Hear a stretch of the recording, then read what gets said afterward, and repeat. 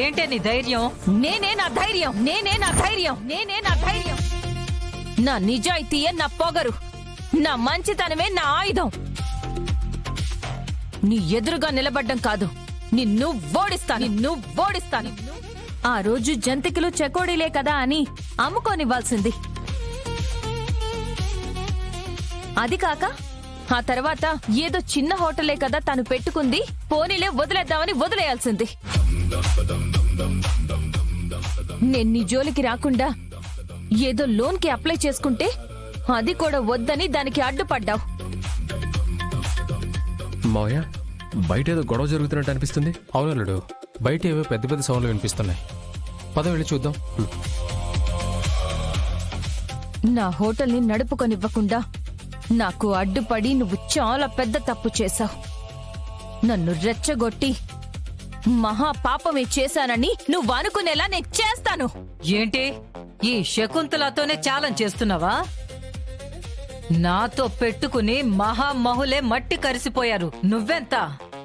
నేనంతా అనుకున్న నీ నోటితోనే ఆ సిరితో అనవసరంగా పెట్టుకున్నాను అని పశ్చాత్తాప పడేలా చేస్తాను. చూపిస్తాను. పద హరికృష్ణ.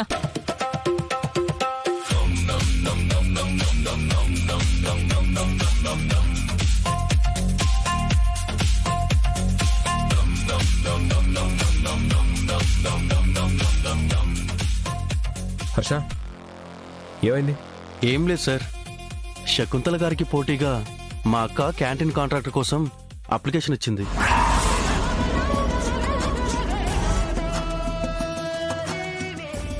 Very good.